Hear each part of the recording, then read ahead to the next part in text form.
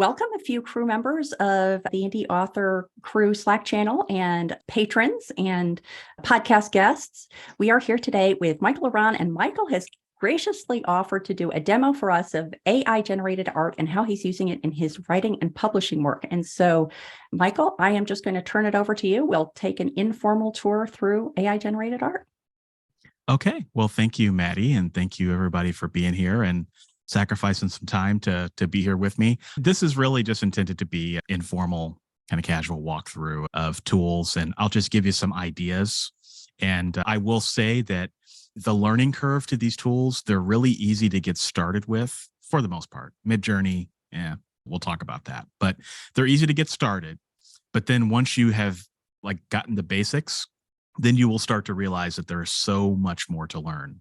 There is a lot of components to these tools. And so I'm not going to go over all of them, but if you have questions, if you say, hey, what's that? Or what about this or that? I'm happy to answer those, but I am trying to keep this basic because when I first started learning AI art, it was overwhelming. There was a lot to learn. All right. So I'm going to start with Midjourney. So Midjourney is the one that a lot of people are using right now. There are multiple AI tools out there. The most prominent ones are Midjourney, Stable Diffusion, and DALL-e. All right. And so they all have strengths and weaknesses. I'll show you a little, focus mostly on Midjourney today. I will show you DALL-e just a little bit because there is one application that I think will be really useful if you do want to do your own covers.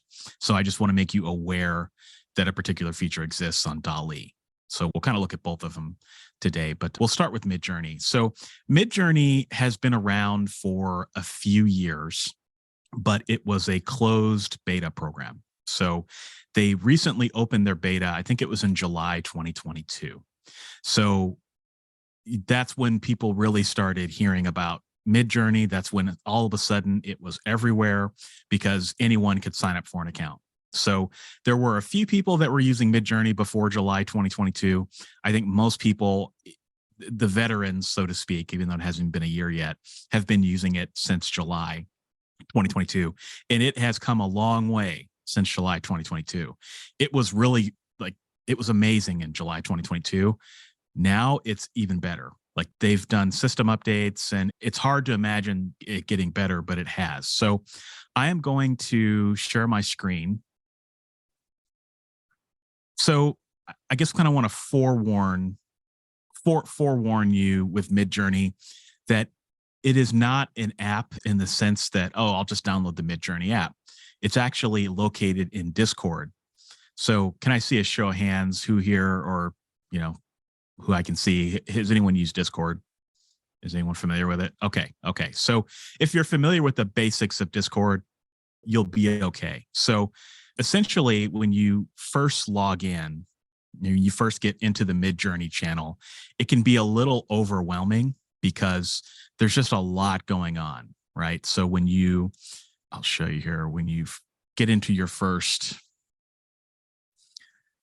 sign up for a free account and you get into your first thing, you'll see people constantly generating images. So I'll walk through what you're seeing here, but essentially, people just generated images here. So you can be in the newbie forums and it just gets insane really quickly. So for the purposes of showing you this tool today, I actually have a private server. So we're going to go into my private server. Just know that when you log into Midjourney, if you don't have a paid plan, it's going to look a lot different. Okay. But I want to keep things simple and keep it easy for you to use. So when you first log into Midjourney, there's just some things I want to point out that will be helpful resources to you in the future if you're interested in using this. There are the newbie rooms. So this is where you go to generate your first art. So you can come in here and type in what you want and it'll give you art. But some other helpful resources are, if you scroll down here, there are professionals, or I call them professionals, but people who use Midjourney a lot. You can go into some of these channels here and you can see what other people are doing. They're all generating this art publicly. And so this will give you some really good inspirations.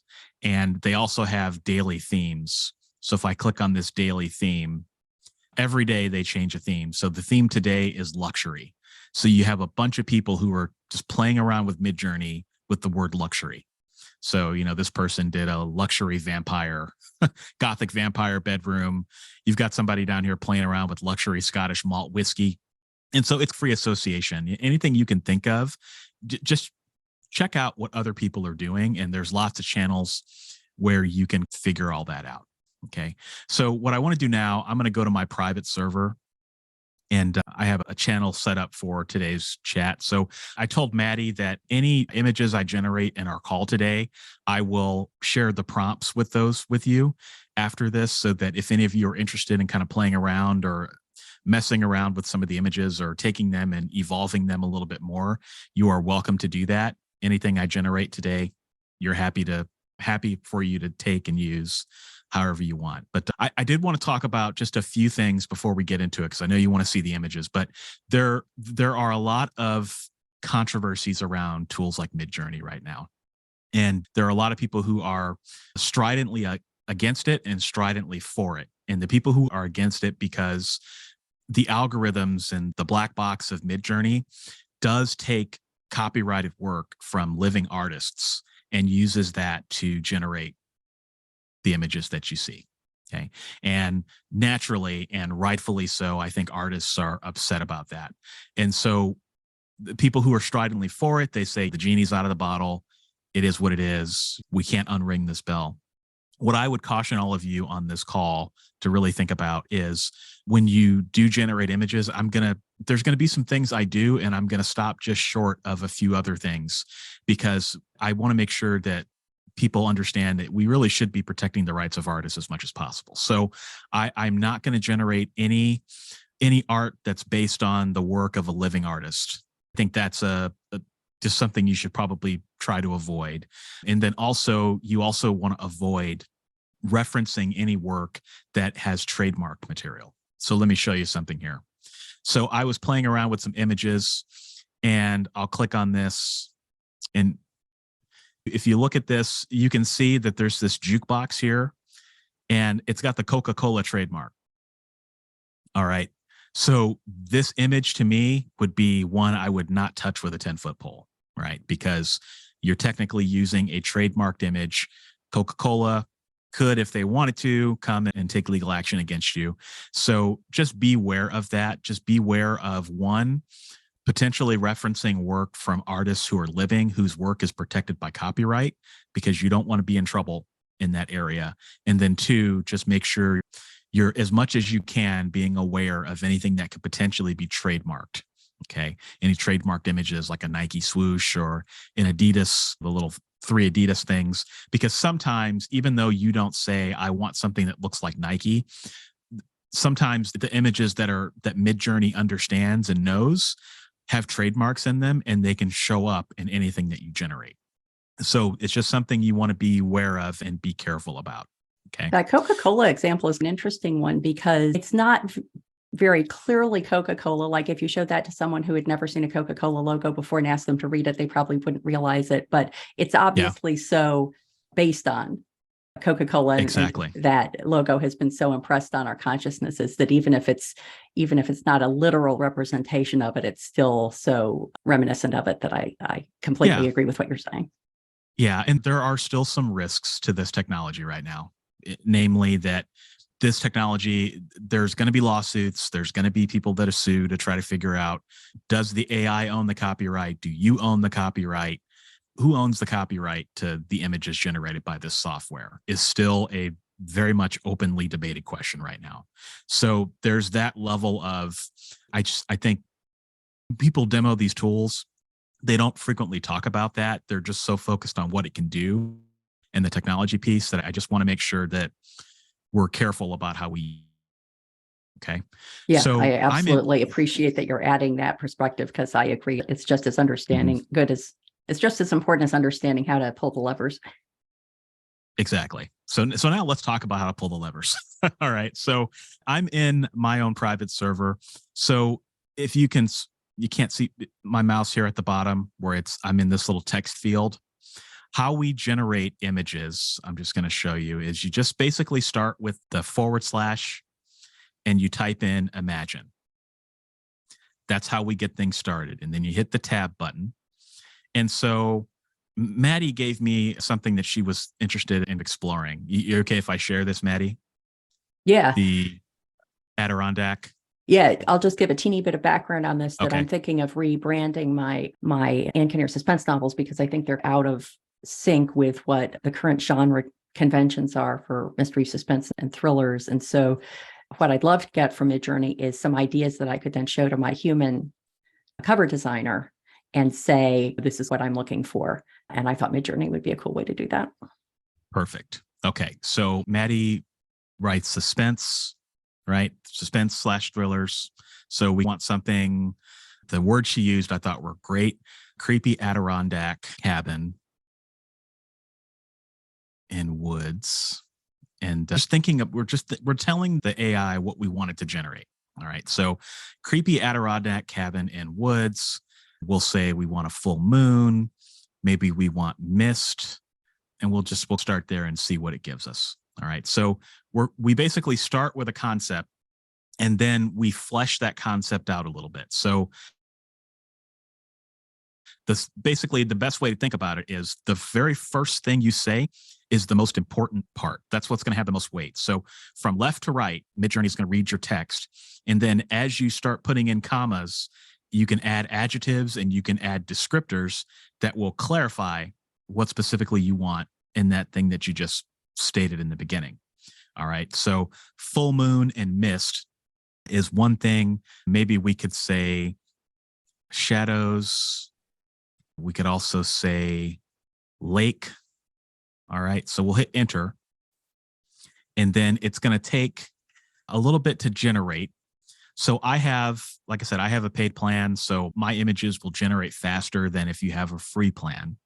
But for the purposes of the training today, like I said, I just want to keep things simple. So it takes about 30 seconds to a minute to generate.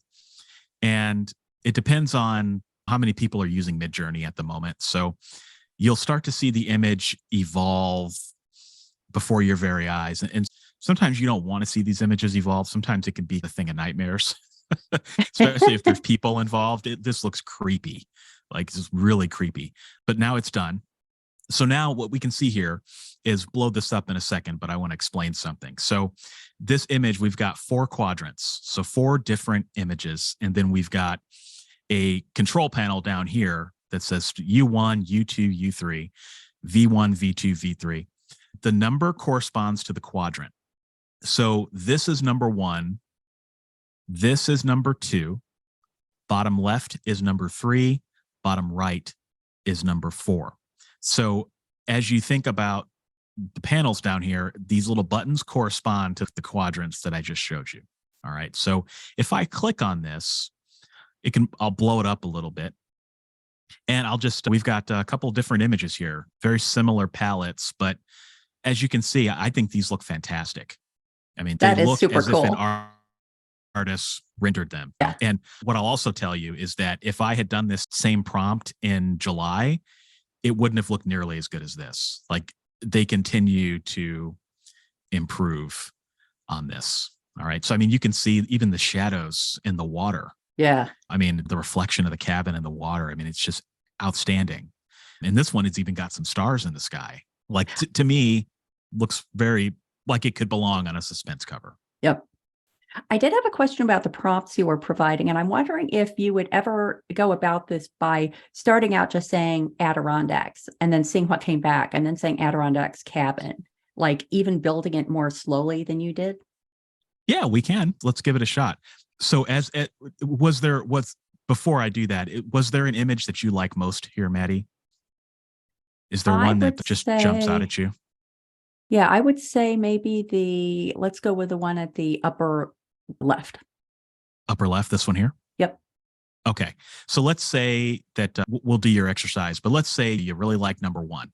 Okay. You have 2 options. So we have 3 options, actually. Your first option is that you can upscale that image. So you have a quadrant here of 4 images. You can't really do anything with this, right? So you can upscale this. So I'm going to click this button. And what this is going to do is it's going to take that image that you like, Maddie, and it's going to scale it up to a very, very high resolution. so that you can download it, send it to your cover designer, or pull it into Photoshop, whatever you want to do with it. All right. Now, if I click this V1 button, let's say you like this, but maybe there's, maybe you want to see something different. Okay. If I click this V1 button, this is going to give me variations. So V stands for variations. U stands for upscale. All right. So when you upscale, that's the end of the road. You're done. You're cashing out. I'm going to take this and I'm going to do with it what I want to do with it. Okay. Variations are, okay, I like this, but I want to see something different in the same vein. Okay. So as this is varying, you can see, okay, so we have some images that are very similar to it. Okay. Yep. So same color palette, same style, but the lake is a little bit different. Okay. And you can see in this, the fourth quadrant here, that looks a little strange. Yeah, car as coming you up. start, I guess it's yeah, a I'm car not, driving toward the cabin. That's cool. yeah, I mean, I yeah, wouldn't use it on a book cover, but it is a cool effect. yeah, it's a cool effect. And the roof is a little weird. So as you start to, you can click this variation button as long as you want. As you click variations, what you'll notice is that the variations, they start to degrade in quality a little bit. So that's one thing to keep in mind as well. But sometimes you can get to what you want by varying an image a little bit. Maybe if there's something wrong with the image, you can hit the variation button and see something. So let's start with Adirondacks. All right. Let's see what Midjourney does when we type in Adirondacks. Although it might give me the mountain range because I put a K at the end of it, right?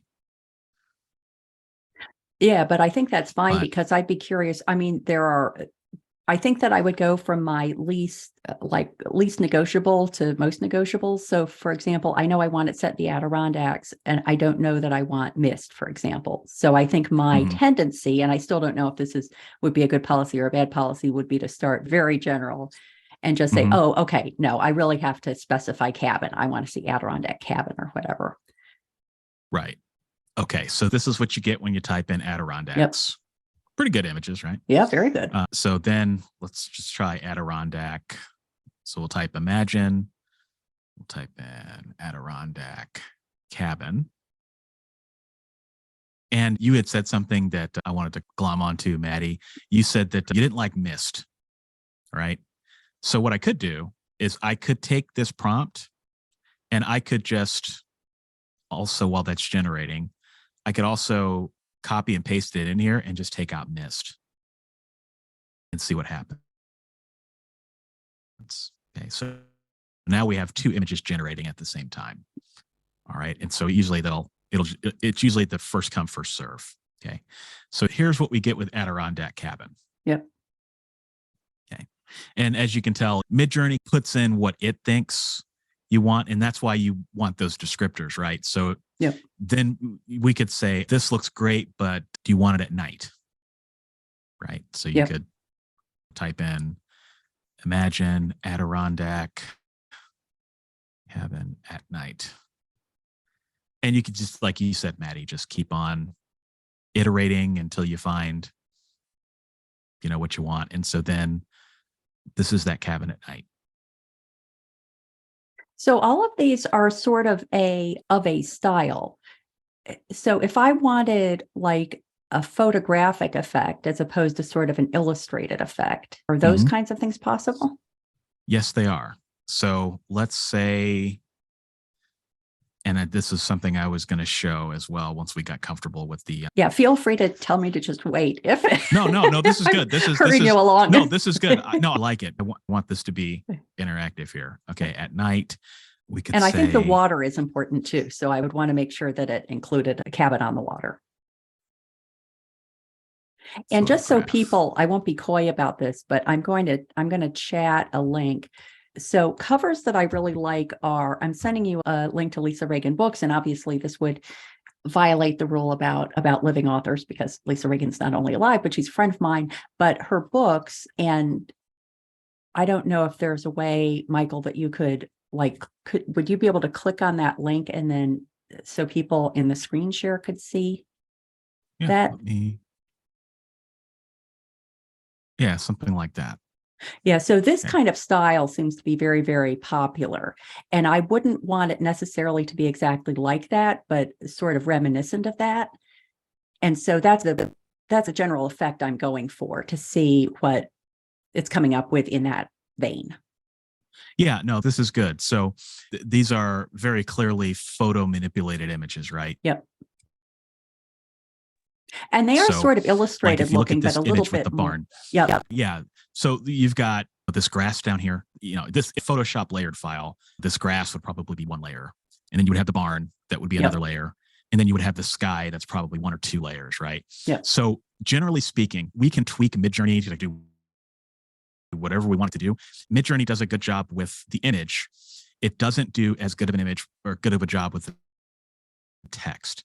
So regardless of what you end up with out of Midjourney, you are probably going to either have to give that to a designer, or you will have to bring that into Photoshop so that you can then do text work on top of it. So there's a few things that we can do to get ready for that. So Maddie, you had mentioned the concept of a photograph.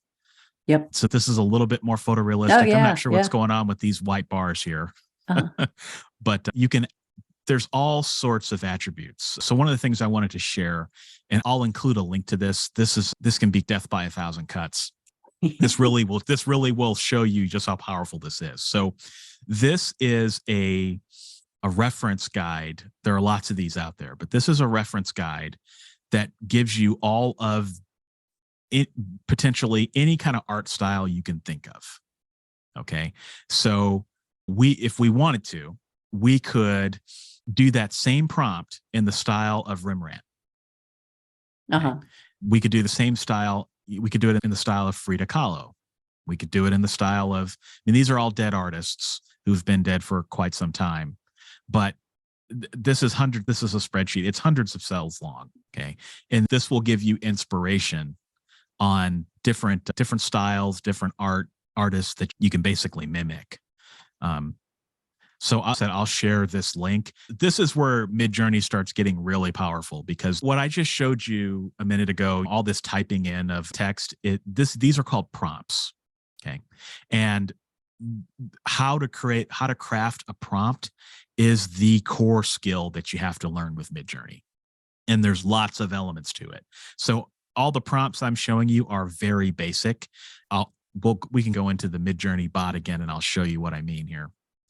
So if I go into this prompt here, this one with the alcohol bottles, okay, it says luxury Scottish single malt whiskey advert, Port Ellen, Islay, professional photo shoot.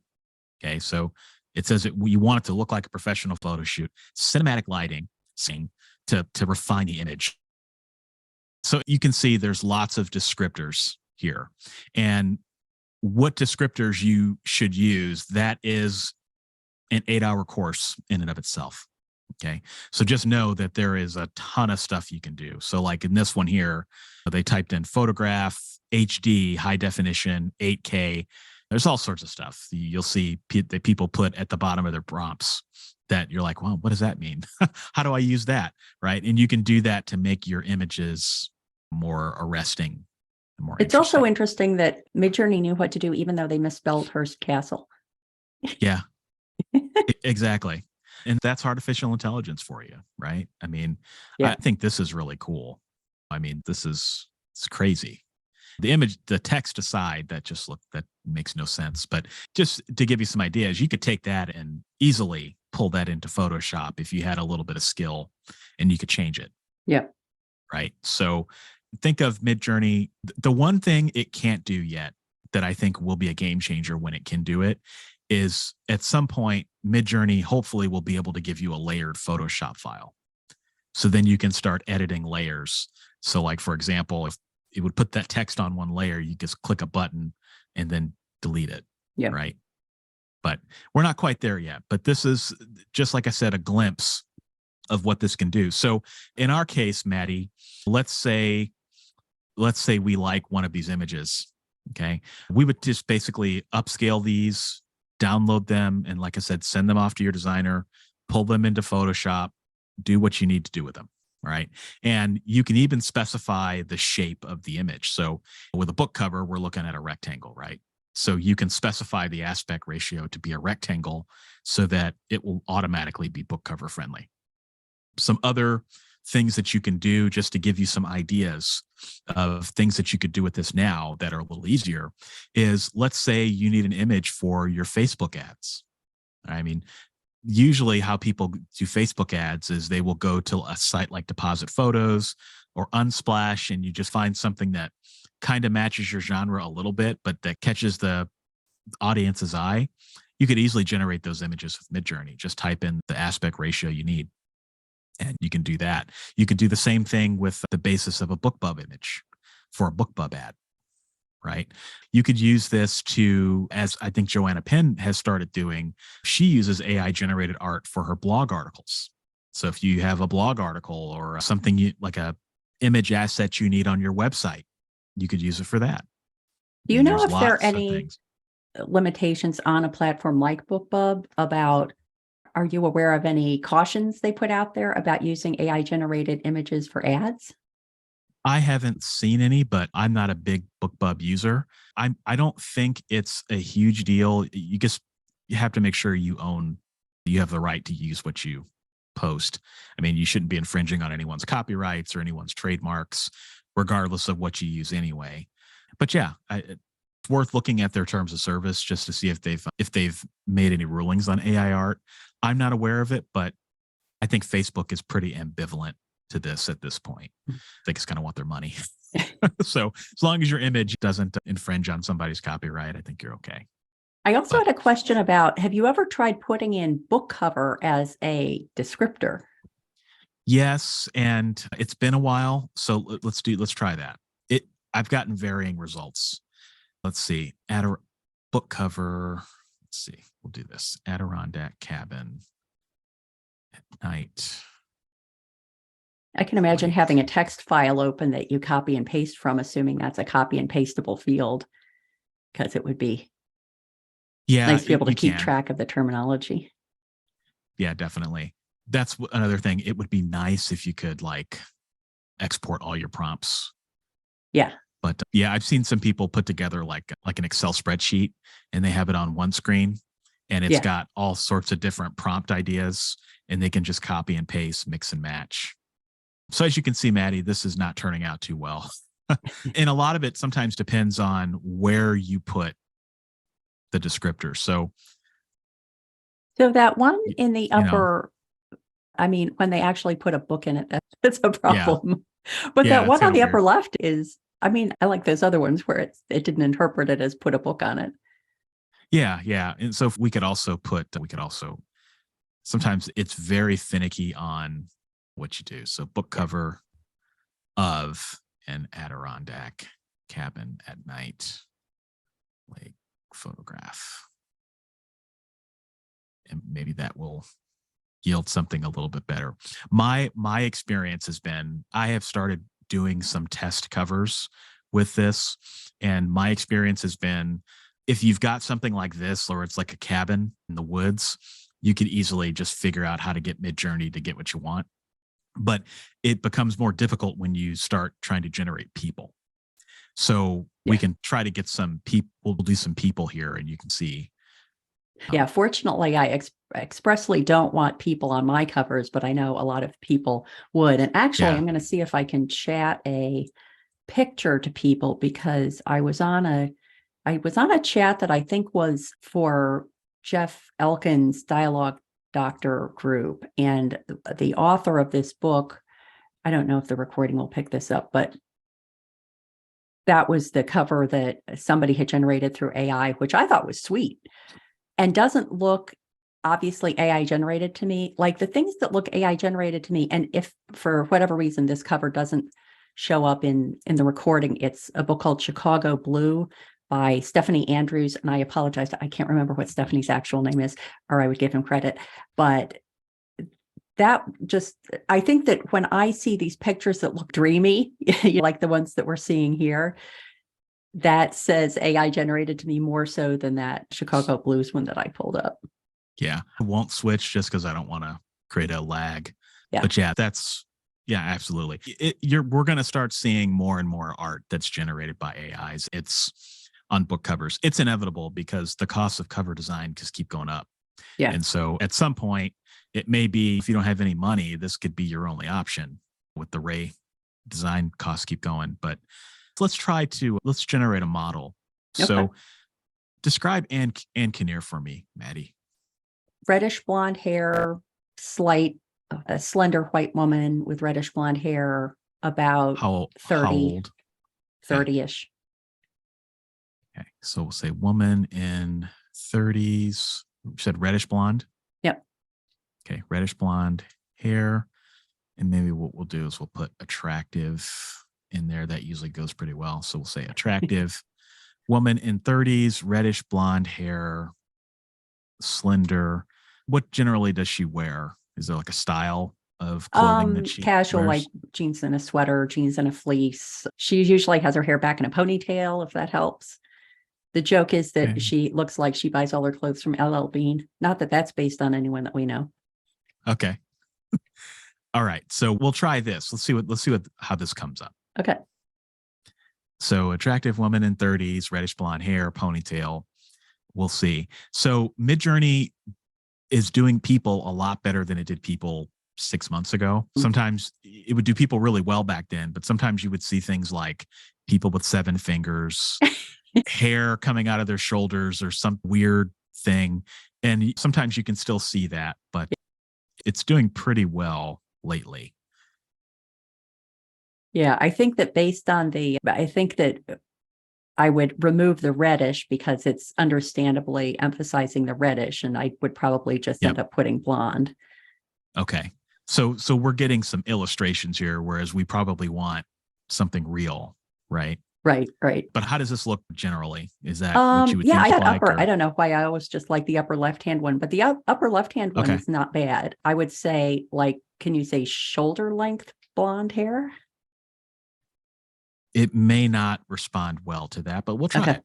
Let's see. Shoulder length blonde hair.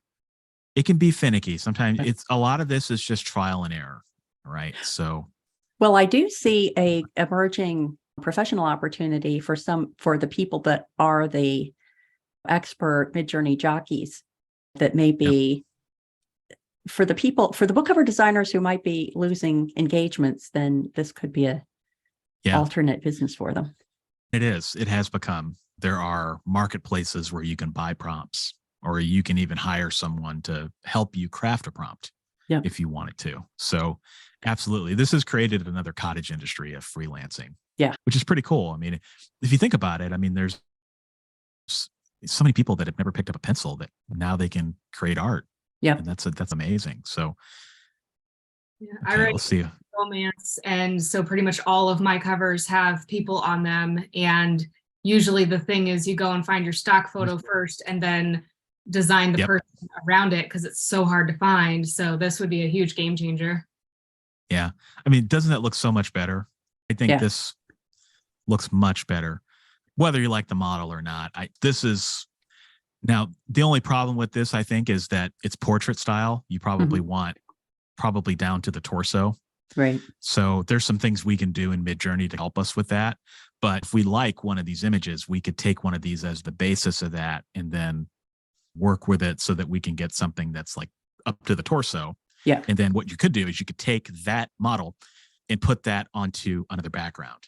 So again, it requires a little bit of Photoshop knowledge, but you've got some backgrounds here, and these are great, but they're probably not very book cover friendly. Yeah. Right. So what you could do is you could say, if you wanted her on a cover, like generally, Maddie, what do backgrounds on suspense covers look like with models on them? Well, mine would be dark adirondack cabin at night on the water, et cetera, et cetera. Okay. So yeah, you would have to figure this out. We could find some ways to finagle this to make the model appear proportionate to the Adirondack cabin. Yeah. Right. Well, I'm also wondering if you could, like, let's say, actually, of all of these, I think the red-haired woman in the upper left is still the one that's closest to how I picture Anne Kinnear in that previous red-haired iteration. Is it possible to say, I want that character, but now I want to show them running. Now I want to show them sitting. Is it that sophisticated? Not yet. Yeah. That's one of the things that a lot of people have been asking for in Midjourney. It's not Yeah. there yet. It's basically the ability to create art with the same character. Yeah. Right. So yeah, it's not quite there yet. There are some workarounds. I haven't really seen any that I've been terribly impressed with.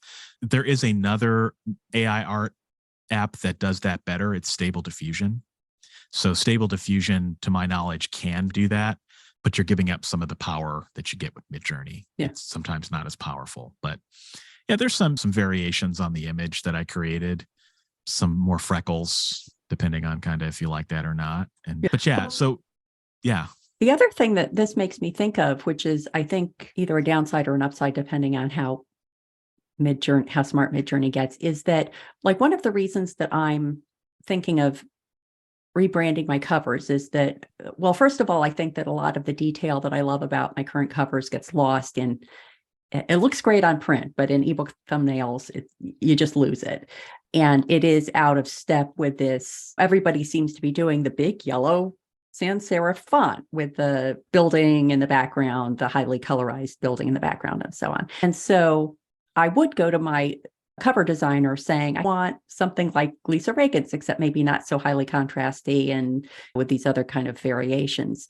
And she would come up with something, but she would come up with it, putting her own human spin on it. But if everybody goes to Midjourney and says, I want a book cover like this that follows the style of the Jack Reacher covers or whatever. I realize that wouldn't be recommended because that's stepping into copyright territory, but people are doing that anyway. Like, I don't know how many book covers I've seen, or that's the aerial shot of the car driving along the road through the snow-dusted trees. And, nobody's getting arrested for that. But I can see the Midjourney generated covers, especially if they're being generated by someone who's not an expert Midjourney jockey, becoming more and more homogenized because everyone says, oh, Fairy Tale by Stephen King's really popular. I want a cover that's like reminiscent of Fairy Tale by Stephen King. Right. And you're always going to have copycats. And that's the other thing about Midjourney is that anyone technically can use your images. So that's another thing to be aware of, is that you have the rights to do with it whatever you want. But if anyone everybody else does too. Everybody else does too. So yeah, there's definitely going to be an element of copycat. And that's why learning how to create good prompts is a good skill. Yeah. But yeah, so like Kara, for example, you mentioned romance, right? So I'm not so sure. Let's see if we type in Midjourney, if we do like a couple, right? Couple embracing on the beach at sunset. I'm curious how well it does like multiple people. Because you have to put in like a PG or G or we'll find out, won't we? Yeah, well, we're about to find out. But yeah, you might have a little bit more work to do because you'd have maybe find or if you used you might have to use a silhouette or something, but you have more elements that you would have to take and generate in Midjourney and then bring out until it can get better at it. But we'll see. Is there any way you can put a prompt in to follow the advice you gave about excluding living artists? Like if you put in exclusions for kinds of images you don't want it to use? Not right now. Okay. No, not right now. It might take a lawsuit for something like that to happen. Yeah. So, okay, this is not bad, right? But I don't know if it's romance cover ready. Yeah, maybe number one. Yeah. So do you think, could I tell it to emulate my own book covers? Like if I have a series that all has the same vibe, could I tell it like in the style of Kara Malone's Fox County series? You could certainly try. You can also upload images as references too. Oh, okay. So if I click this plus button, I can upload a file and I can upload a file and then use that to reference too. So that's actually a really good idea, Kara. You could use your own covers as reference because assuming your artist is okay with that, that would be a great way to see what Midjourney could do. Because what you'll find is that it's really accurate. So like the one I did this morning, I uploaded a file and I just got this from Unsplash. So it's the file with these candy canes, right? So if I go, it gives you a link. I won't go into the details of it, but if I go back in and reference this link, and then I say pine cones against a green background, right? It's going to take this image and convert it into the prompt that I just gave it. So basically, I think you could follow the same concept with a book cover, and I think you could get some really interesting results. Probably just like I have some DIY covers and some designed covers. So if I took like one of my DIY covers and stripped out the text and then just exactly about the text on it. That's exactly what I would do. Yep. And I think you might be pleasantly surprised. Or it could at least give you some really interesting ideas. Right. So, but yeah, I mean, the sky is the limit. Oh, okay. Well, wait a minute. So these images actually came out a little bit better. I clicked on them before they had fully rendered. Yeah. So you not bad. Probably change time of day or not stormy or. Yeah. There's lots of things you could do. Apocalypse vibe about it. Yeah. Yeah. There definitely is that. You probably want something a little brighter, right? I think I typed in sunset. So that's probably what did it. But yeah, you could find ways to continue refining the details to get something that would be a cover that your audience would recognize. So yeah, so it's kind of like this. That's pretty cool. It is pretty cool. But essentially, this is what it's going to do. And so if, say, for example, that didn't really cut the mustard, you can click this little button here, this little button with the arrows. This is called the reroll button. And that basically tells Midjourney that you didn't like what it generated. So it's going to try it again. And you might get something this time that looks a little bit better. So, Michael, obviously we could sit here for the entire rest of the day, and I don't want we could to hog up your time. Actually, that's part of a question. Like, how much, if you care to share, how much of a time suck are you finding playing in Midjourney? And I could spend hours in this. Yeah. And is it paying you back yet? I mean, do you feel like no? It's not paying me back yet. I'm just pure experimenting. With it. Which has value in itself. Yeah, but I'm taking a wait and see approach. I mean, certainly if I have a need to use it on my blog, I can definitely do that. But yeah, can I show something else real quick if I can? Absolutely. Yeah, I'm willing to sit here for as long as you're willing to. I won't take very long. I wanted to show something that I want to make aware, because like Kara, you said you do DIY covers. So let's say you generate an image on Midjourney and you're like, okay, I like this a lot and I want to generate a book cover. Okay. Well, you have a problem, because your biggest problem is you can generate a front cover, but what about your back cover? Right.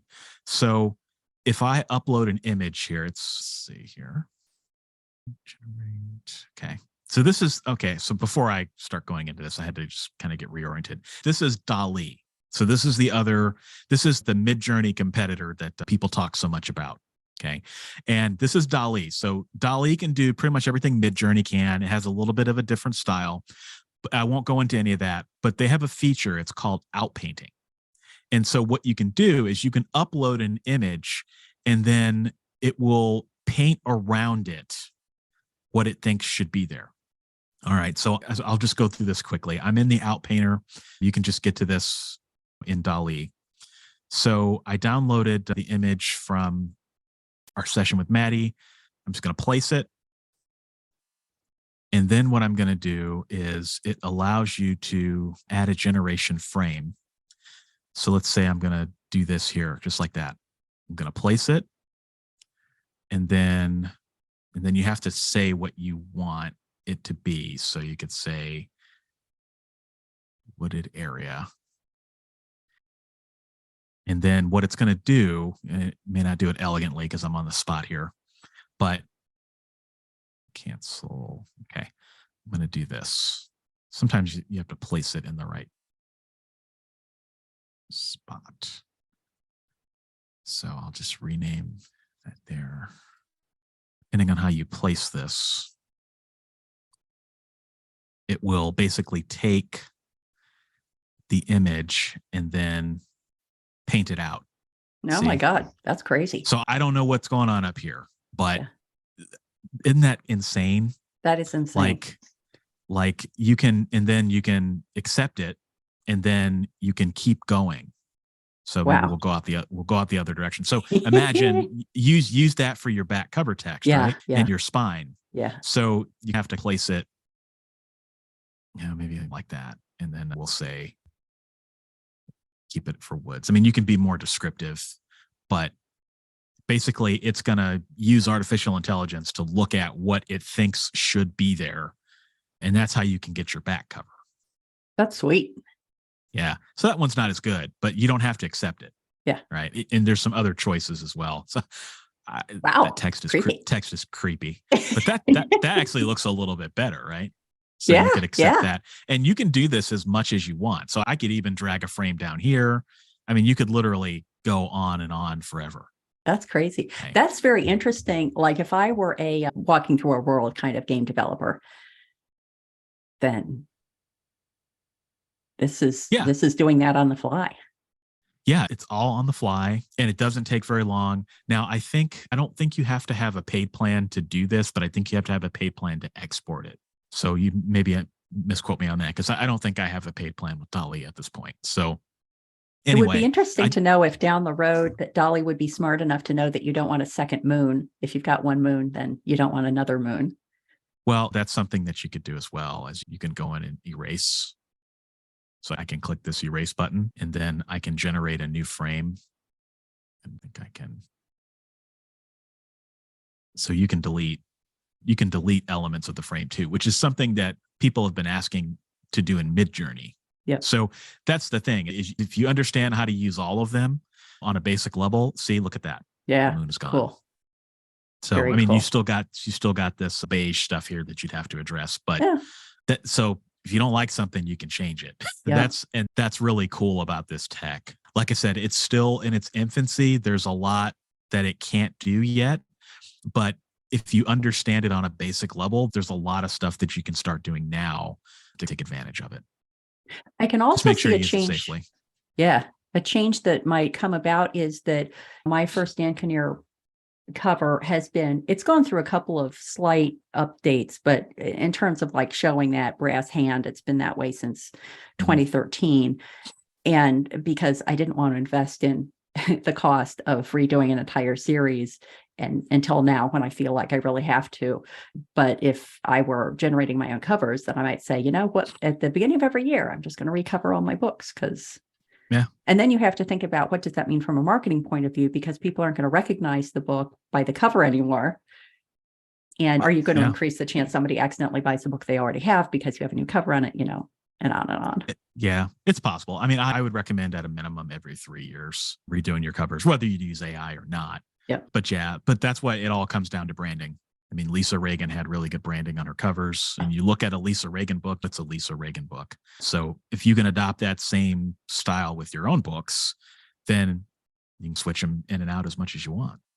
And I think what's even smarter is that really what you can tell is it's a book couture book. Lisa Reagan's books are through book couture, and all the book couture, I won't say all, but many of the book couture authors' covers look that way. And they're sending a very clear signal that, if you like Lisa Reagan's book that has a cover that looks like this, then you're also going to like this other police procedural or thriller or mystery novel that has a cover that looks in the same style. Yeah. So Michael, was there any other functionality that you wanted to review with us? No, that's it. Other than I really just scratched the surface today. Yeah. So if you're interested in doing this, there's lots of tutorials on YouTube. There's lots of resources. It's a lot. There's a lot you have to learn how to do, but it's not insurmountable and it's easy. There's just a lot of elements that you have to put together to get what you want, to be able to get what you see in your head onto the page. Yeah. And how much is a paid plan? I think I pay $30 a month for Midjourney. Oh, okay. That's cool. And that's the top plan. Basically, with Midjourney, there's two options. They let you start for free, but then they cut that off after like 100 images. You have two choices. The first choice is a public plan, which basically you generate all your images in a public Discord channel, which is a madhouse because it's constantly generating, changing. And if you don't want that, you can do a private server where you basically, it looked like what I showed you today. You can also generate things faster. Okay, cool. Yeah. So I think I pay about $30 a month for the main plan. DALL-E is actually nice because you can actually prepay. So you can prepay, like you buy so many credits, and then you can use those credits to generate images whenever you want, as opposed to Midjourney where it's a perpetual plan. Oh, okay. And Stable Diffusion is free, but the problem with Stable Diffusion is you have to be fairly techie because it's the least easy to use out of all of these. Okay. But So, DALL-E, is it 1 credit per image, or is it based on the complexity of the image? I think it's 1 credit per image. You have to quote me on that, but you can look at the plan. Like I said, I'm going to say, yeah, they start you off. So if I go to buy credits, yeah, I think it's 1 per image, Kara. Gotcha. Yep. And then the outpainting, I think, is that uses credits as well. But DALL-E is definitely more cost conscious. Yeah. But you may not get the same results as Midjourney. They're both fantastic in their own right, but they're very different. So you have to figure out which one generates the style of work that resonates best with you. How about Night Cafe? Is that the same thing as Stable Diffusion? I have not used Night Cafe. I've heard of it, but I don't know enough about it to comment. Yeah, I tinkered with it a little bit, but it was very little. It is AI, and there is a romance author using it, and I can't recall her name, but just wondering if it was, I think it's like Stable Diffusion. I'm just tinkering around right now, so I don't know. Yeah, there's lots of tools. That's the thing. I mean, ones I mentioned are just the top 3. There's probably a dozen mainstream ones out there that you could figure out and use. I mean, I think it all boils down to, one, which one is the easiest for you to use, which one generates images that you can use that resonate with your style, right? And which one matches your budget.